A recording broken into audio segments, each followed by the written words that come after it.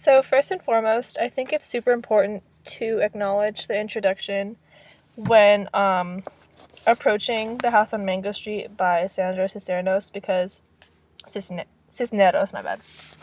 Because it just provides so much insight into the author herself and the approach she took constructing the novel. And then also there's so many little comparisons and kind of like similarities and connections between the author herself and Esperanza, the main character of House on Mango Street. Both Esperanza and Sandra have roots in Chicago. They both have this sort of connection to like a crowded, urban, sort of like minority populated neighborhood on the south side of Chicago, and they both have this dream to have like a really nice house.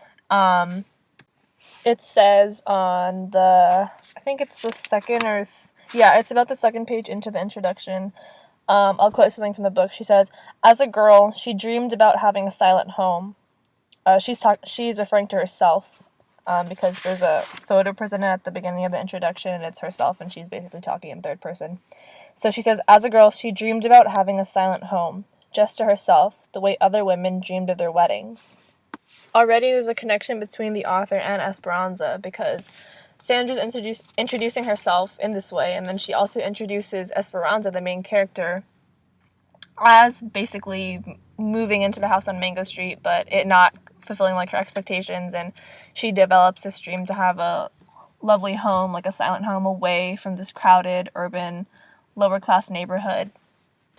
In addition, in the introduction, Sandra introduces this whole idea of what her culture and her family, especially her father, expects of her as a woman. So it basically talks about how her father had this goal for her to be a weather girl or to just get married off and have babies and stuff, but she expresses that that's not something she wanted. Like, she had so many other goals in mind. Like, she wanted to travel and write and just enjoy her life and not be limited to this domesticated mindset that her culture and her father and the society kind of prescribed for her from the beginning because she is a woman. And then she also says, and I'll quote from the introduction, she says, "When she thinks to herself in her father's language, she knows sons and daughters don't leave their parents' house until they marry.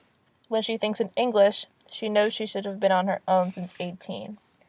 So here, there's this introduction to the idea of like a cultural identity and her being a Mexican-American woman, how she kind of is conflicted at times, or she struggles finding her identity within those two cultures.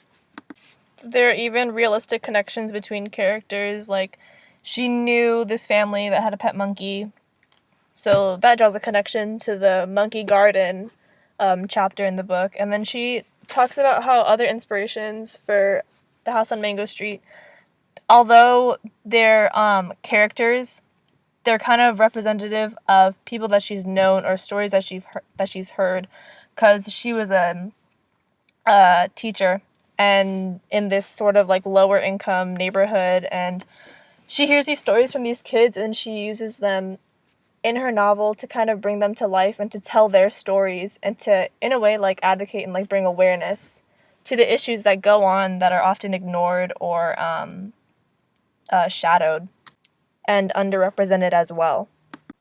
Okay, I won't talk too much about the introduction because it doesn't really have a lot of analysis, obviously, but I think it's really cool and important when understanding the novel because Sandra is you can tell from what she's writing and how, like, the stylistic elements that she's writing, like, that she's using, how vulnerable she is and how open she is and how it translates so well to what's written in the novel. Like, chapters such as, I think it was Red Clown, the one where Esperanza gets sexually abused.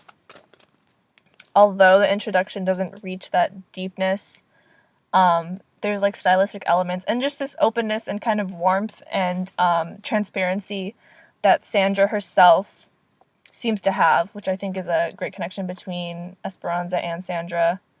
And then just how it connects to the novel, and Esperanza's ability to be vulnerable and to speak, and the way the novel's written, the way Esperanza's viewpoint is written out, and sort of like how she uses colloquialisms and just this really simple, familiar, kind of relatable diction that doesn't make the novel too hard to understand, but it overall creates this just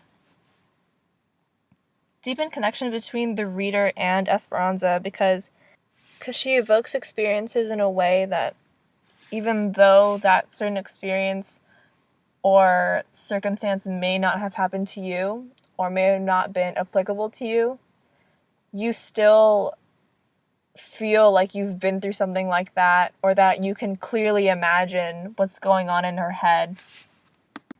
I'm just gonna go over the narrative arc really quickly. It's a pretty cool thing because the way The House on Mango Street is written is in a series of vignettes, if I pronounce that correctly, and they're basically these little short stories or little excerpts that just contribute to the overall narrative. And back to the introduction, she talks about how she was just writing these little short stories while she was in college or in getting her doctorate or something like that. And then eventually she compiled it together in order to kind of make a plot structure instead of just having them all over the place. So the exposition is just a setting, of course. She's in Chicago. So what happens is Esperanza and her family, they move into this apartment on Mango Street, and they've lived in several apartments before, so she's constantly moving, and she begins to realize that like her homes are temporary, and that she begins to envision and develop this dream to move outside of the city one day and find this white house with trees around there without a fence, which kind of implies how she feels kind of limited or trapped in her environment, literally and I guess emotionally or metaphorically also, which I'll elaborate more on later. Essentially, Esperanza is this Chicano or Mexican American adolescent girl who, like I said earlier, she moved into this new apartment in this sort of crowded, urban, lower income and minority populated neighborhood, alongside her brothers and sisters. I believe she has 2 brothers and a sister, and then she lives with her mother and father. So they move into a new apartment on Mango Street, and it's not what she expected at all. When her parents said they were going to be moving to a house, she expected basically what she envisioned in her dream, like a white house with trees and all that, but it was nowhere close to it.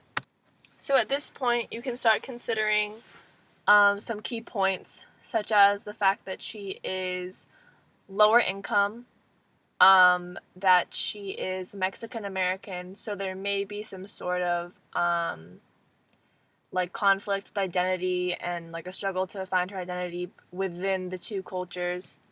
She also has this great dream that's introduced, which has parallels to this sort of American dream aspect of living in this beautiful white house and outside of the city, because the city is thought of as an urban area that holds predominantly people of like a lower socioeconomic status. In the rising action, Esperanza is exposed to these strong female characters that either represent the fervent cycle of oppression that is continuing in the neighborhood and within her culture, or women who serve as mentors and friends that basically follow her through her adolescence and as she matures and grows up. So towards the end of the novel, Esperanza encounters this girl named Sally, and essentially Sally embodies everything Esperanza strives to be. Sally is this strong, bold, sort of like independent girl, but she's also very desirable to boys. The reason she is so appealing to Esperanza And the reason Esperanza wants to befriend her and to be like her is because Esperanza, she seeks to be very independent, seeks to be very bold, strong, but at the same time, in that culture, in that society, in her neighborhood, if a woman is strong or bold or any of those besides a vulnerable woman or a submissive woman, they aren't considered as attractive. In order for women to be appealing, they must have some sort of insecurity or submission, or just be basically confined to their home environment and not have anything to say, not have any power in society, basically. I'll touch more on Sally later, but she's relevant in terms of the climax because essentially Esperanza's friendship with Sally leads to her first serious sexual encounter, which ends up being sexual abuse. So in essence, she's sexually harassed. So instead of being this kind of rite of passage to womanhood and like a turning point in her maturity and adolescence, it completely opposes her desire to escape an oppressive environment because she ends up being victimized by it. Eventually, Esperanza sort of finds her identity through it all, and with the help of her mentor and friend Alicia, she realizes that Mango Street is in fact her home, and it will always be her home, even if she still desires to leave and find that little cute white house that she dreams of having. In the end, she still does have that goal in mind, but she mentions coming back to Mango Street and basically being there for the women that couldn't get out and that are still stuck in that kind of cycle and oppressive environment. Now on to characterization. I'm going to begin with the main character, Esperanza. She's an adolescent Mexican-American girl living in Chicago. She lives in this, like I said earlier, this crowded apartment area with her family, her mom and dad and her siblings, and she lives surrounded by people with the same socioeconomic status as her, which is of the lower class. As an adolescent, Esperanza is at this stage in her life where she's still kind of a child, but she's also transitioning into being a woman. And she's struggling with finding her identity within her Mexican and American cultures, and then also finding her place as a woman in that society. Especially because she has these big dreams and desires to leave the city, and she basically wants to be the opposite of the woman there. She doesn't want to be confined in the limitations of a domesticated household. She doesn't want to end up abused like many of the other characters that I'll mention later on. Throughout the novel, you basically get characterization of Esperanza through the different female characters that surround her. So, for example, characters such as Mamacita, Rafaela, and Sally serve to encapsulate this contrast between Esperanza and their current situations. Mamacita as this woman who immigrated from Latin America, who has this desire to remain in touch with her roots, but she's kind of being bombarded and almost as if America and American culture is being forced into her. She has her son, who starts speaking English after watching TV. And then she has her husband, who verbally abuses her, basically, for absorbing herself in her culture and really desiring and dreaming to be back in her home. Then there's Rafaela, whose husband basically doesn't want her to go out of their house, and he restricts her physically and emotionally. And to summarize, the whole objective of pointing out Rafaela in contrast to Esperanza is that it highlights the theme of a cycle of oppression, because Rafaela has this desire to go out and go dance at the club and all that stuff and to basically escape her husband and find a new man, but in the end of the chapter, it says this, which works as a metaphor to her habit of drinking coconut and papaya juice. So it says, on page 80, it says, Rafaela who drinks and drinks coconut and papaya juice on Tuesdays, and wishes there were sweeter drinks, not bitter like an empty room, but sweet, sweet like the island, like the dance hall down the street where women much older than her throw green eyes easily like dice and open homes with keys. And always there is someone offering sweeter drinks, someone promising to keep them on a silver string. So this contributes to the theme of a cycle of oppression, because even if she leaves her abusive husband and finds another man in that neighborhood, in that society, he will repeat the same patterns of abuse, and it'll just go over and over like a cycle. And then finally about Sally, really quickly. She, like I said earlier, she's this girl that embodies everything Esperanza aspires to be. She's bold, she's independent, she's desirable by men, or boys in particular, because she's a teenager. But she also has this very abusive father. So here you can see there's a pattern of abuse from men, and a pattern of male domination and expecting women to be submissive, insecure, etc. Esperanza, on the other hand, she wants to surpass this stereotype. She wants to surpass these expectations of being a submissive woman, kept to the house. She wants to live outside of the city and to be a strong woman without the limitations that men and society and her culture put forth for her. So now I want to talk about Sally real quick. Like I said earlier, she is basically everything Esperanza desires to be. She embodies strength and attractiveness. She's desirable by men, but at the same time she's very independent and almost like this dominant female character. But also her desirability from men gets her in trouble with her father, who's very abusive and physically and verbally abusive to her. In Linoleum Roses, we learn that Sally gets married at a very young age. She gets married very early, and she gets married to this abusive man who basically embodies what her father embodied too. So here we can tell that the author is kind of implying that the societal problem of a cycle of abuse between fathers and daughters, and how they end up marrying abusive men, or essentially when you're in an abusive relationship or when you've been exposed to abuse, there is a vulnerability to succumb to abusive figures later on. I also want to talk about Alicia. Even though she may not seem to stand out in the novel because she's only mentioned a couple times, I feel like her presence in the novel is very relevant to Esperanza and sort of contrasting between all the different female characters in the novel compared to Alicia. What I got from the descriptions of Alicia is that she basically embodies the other attributes that Esperanza really strives for. So in comparison to Sally, Esperanza strives for her balance between her balance between attractiveness and strength. Whereas Alicia represents another form of independence, but she's also a woman that does not want to get caught up in this oppressive society. At the beginning of the novel, Alicia is introduced as this girl that wants to study hard and leave the city because she doesn't want to be confined by the restrictions society puts forth for her and the limitations of her father, expecting her to basically fill in the role of her deceased mother as a domesticated figure that will just be at home and maintain the house. Alicia is also the one at the end of the novel that sort of helps Esperanza realize that Mango Street is her home, Mango Street is her roots, and that she will always come back to there, and sort of make her face reality and acknowledge the fact that she has a place on Mango Street.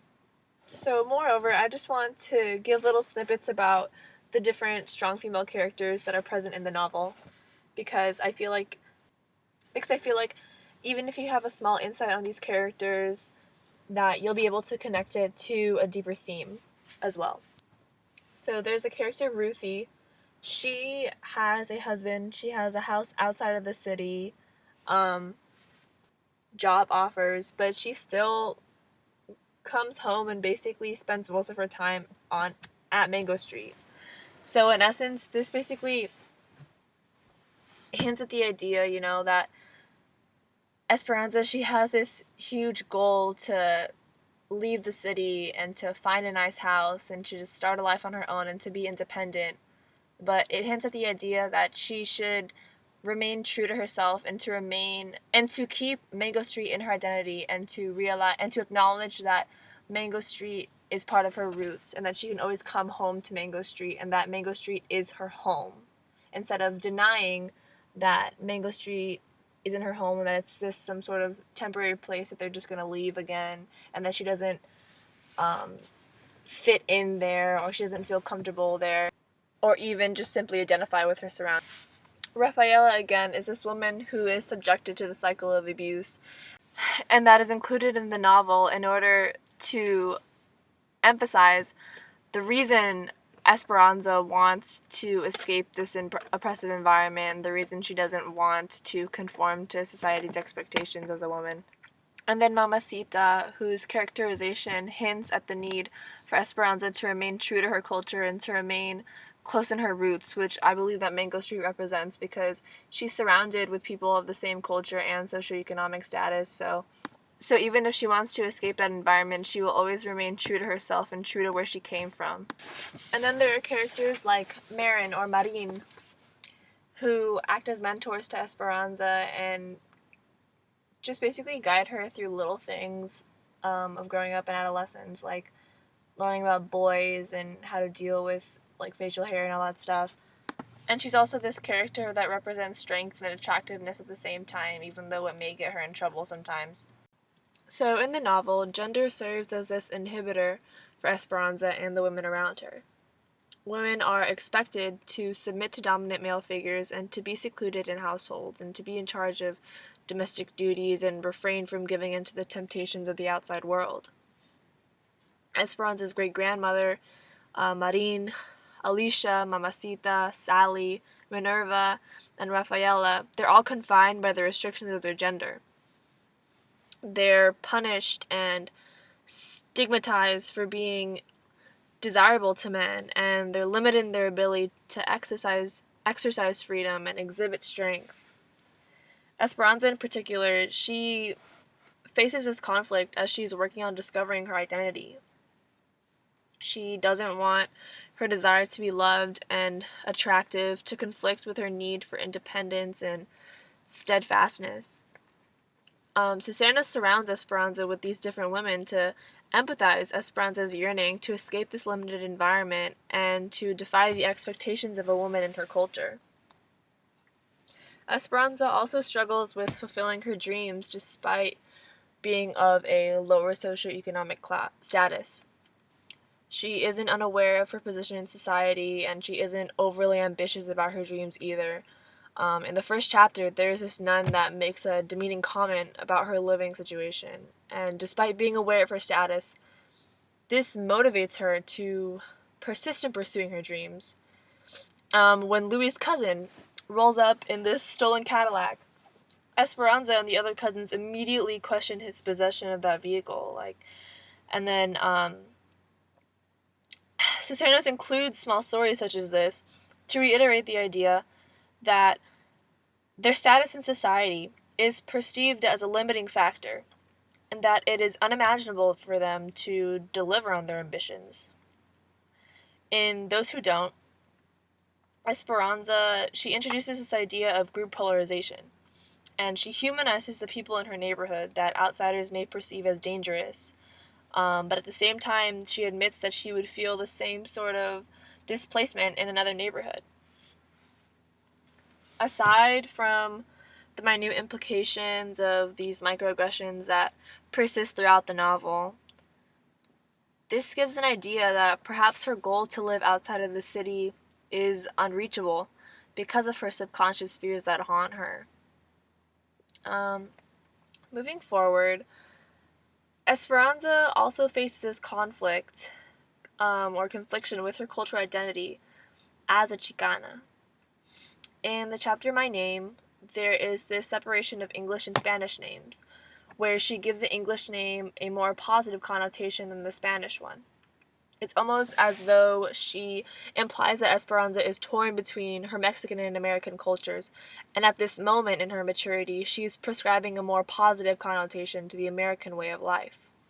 In contrast, characters such as Mamacita, who have a deep yearning to remain close with their culture, imply this idea of cultural connectedness that Esperanza must maintain as she grows up.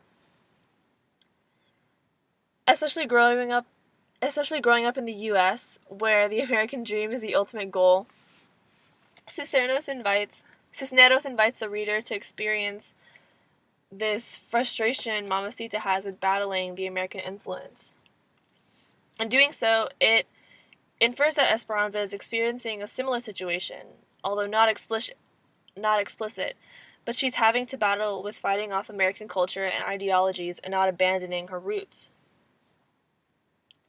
So, the novel is set in an inner city neighborhood in Chicago, assumably Southside Chicago, because the author mentions that in the intro chapter, basically. It's a Chicano neighborhood, predominantly, although there are people of other races, such as Gil, who's a black man who owns this rundown type of store, and Kathy, a French woman who is neighbors with Esperanza. In the chapter Kathy, Queen of Cats, there are implications of the stereotyping and discrimination that is present towards minority races. Kathy, she seems like this nice person who, quote unquote, temporarily befriends Esperanza, but at the same time, she exhibits some microaggressions that permeate throughout the novel and embody the racial divide, especially prevalent not only in the US, but in Chicago specifically, because of how Chicago is basically known for one of being the most segregated cities in the US. At the end of that chapter, there is this line that says, I'll read it. It says, "In the meantime, they just have to move a little farther north from Mango Street, a little farther away every time people like us keep moving in." This basically means that Kathy and her family want to separate themselves from the minority groups currently living on Mango Street and move farther north. And this further implies the whole Mango Street's position in Southside Chicago. The symbolism in this novel is incredible because it's kind of obvious but deep at the same time. First off, there is the symbol of shoes. In John Glass, the symbolism of shoes mostly surrounds social class, but more importantly, shoes, they symbolize sexuality and maturity. Marin and Sally wear heels to display their sexual maturity, which is something Esperanza wants to have and is about to have, especially as she becomes a woman. In the family of Little Feet, Esperanza wears heels for the first time.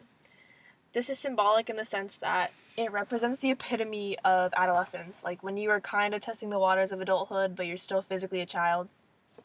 She says phrases such as "foot that is no longer yours" and "see attached along the leg" to implicate this sort of denial about growing up. It also depicts this attachment from maturity as she's not ready to tackle the responsibilities of adulthood. In addition, Esperanza envies Sally's black suede heels. Because her heels, they symbolize sexual maturity, it implies that Esperanza also envies Sally's sexual maturity, aside from her other characteristics that I mentioned earlier on. There's also symbolism pertaining to names. One of the first introductory chapters introduces Esperanza's great-grandmother. Not only do they share a name, but they also share prominent personality traits and a desire to surpass the expectations of women in their culture. The only difference between them is that the great-grandmother, she unfortunately remained trapped and limited by the exact thing she was avoiding: male domination and confinement in this domesticated setting. Cisneros juxtaposes Boys and Girls and My Name, those two chapters, to expand on the metaphor of the red balloon. Red, it most likely symbolizes the strength and boldness of a woman, while the balloon is a symbol of independence and freedom.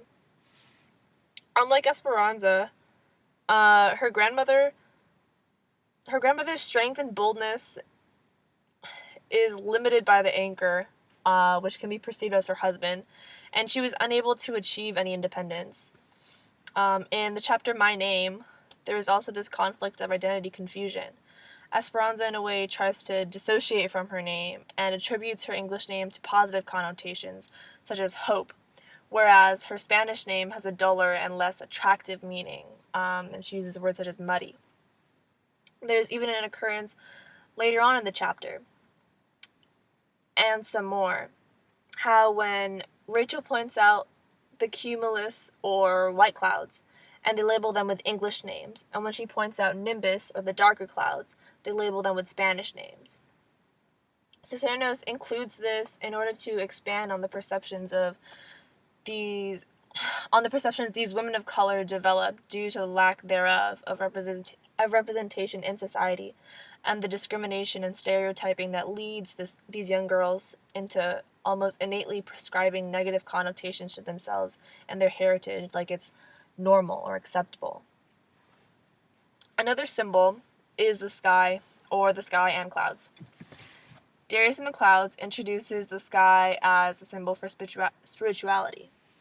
He mentions how the sky can keep you safe and how there's too much sadness and not enough sky in order to imply how God can keep you safe, and that the people in their community lack spirituality or spiritual confidence and guidance to lead them through their tough times. The clouds seem to infer this sense of comfort, as if God should be their source of comfort. Even though Darius is described as this dumb guy, he makes these really insightful and symbolic comments and sees past their current situation, while also emphasizing the need for spirituality in their community. Moreover, in Born Bad, there's this instant where Esperanza questions her spirituality. She wonders that maybe the sky didn't look down the day. She wonders that maybe the sky, not that they didn't look down, that the sky didn't look the day her aunt fell down. Her Aunt Lupe fell down. This implies some sort of doubt with God, and in a way, it depicts her maturation as she abandons objective outlooks on life and resorts to a more spiritual and subjective perspective. Lastly, the monkey garden is a similar symbol, but also very important as well. It symbolizes the Garden of Eden, in the sense that it was once a haven for innocence and childhood memories, until Sally corrupted it with her sinful acts with boys, similar to how Adam and Eve corrupted the Garden of Eden by eating the forbidden fruit. Now on to themes. Okay, we're almost done. Throughout the novel, there is this recurring theme pertaining to womanhood and femininity and growing up female. Growing up in this Mexican-American Chicago neighborhood, Esperanza is surrounded by these differing women, which essentially highlights her uniqueness among them.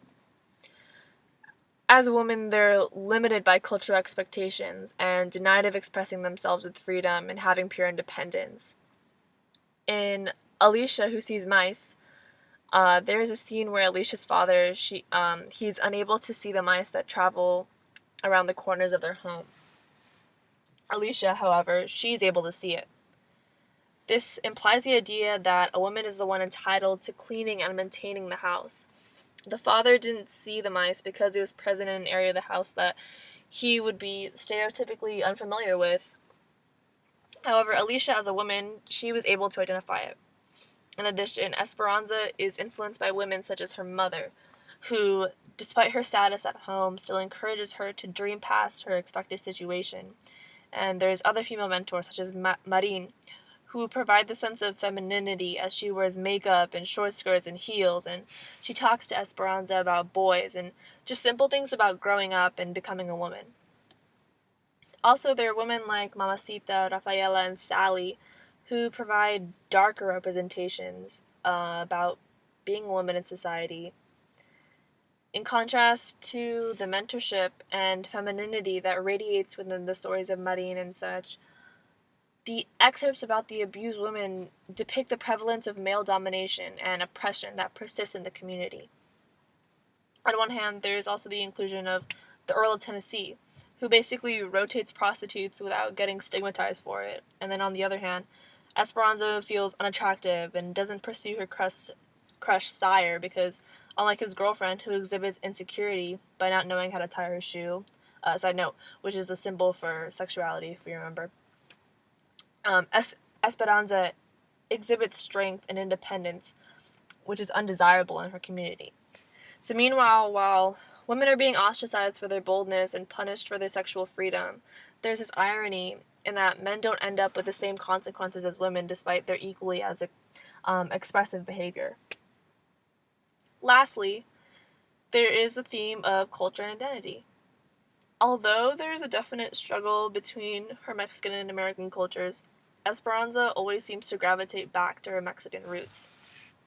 She befriends Rachel and Lucy, who are both Mexican American girls of the same socioeconomic status and about the same age as well. These girls seem to provide some comfort amidst Esperanza's battle of isolation due to their cultural and social similarities. There's also the conversation about Mamacita, which we've gone over a few times as well. And as much as culture and identity integrate and work hand in hand in the novel, I'd like to take this time to point out things about Esperanza's growth as a character, something I didn't really elaborate on in the handout, but I want to talk about now. So Esperanza's growth is supplemented by her need to remain true to her culture, but it's made obvious by other excerpts, such as when she wears heels for the first time or develops her first crush. And Hips, the symbol of Hips, is directed towards womanhood, and at this point, she's at that stage where the separation between womanhood and childhood is apparent. The instances of sexual harassment in the midst of her development provide this irony because it's like the exact opposite of everything Esperanza believes in, to not be dominated by a man. And lastly, in the chapter Four Skinny Trees, there's this progression in stylistic elements in which Esperanza, she begins to recognize the beauty around her, and she begins to mature. In comparison to a previous chapter, where she empathizes with her father, Esperanza begins to think past preconceptions and overall just matures. Cisneros combines all these elements of culture and identity to illustrate her growth as a woman. The composition of the novel allows for Cisneros to develop Esperanza's character through physical, emotional, and objective lenses in order to track her growth into a woman, and her ability to remain true to her culture and allow her strength to flourish amidst the cultural limitations that were bound to subject her to this cycle of oppression and submission, when instead Esperanza evolves into this unique character in comparison to the other women around her, as she surpasses expectations, yet she acknowledges and appreciates her roots at her home on Mango Street. So that's it for this literary review of House on Mango Street. Hope you enjoyed it. Thanks.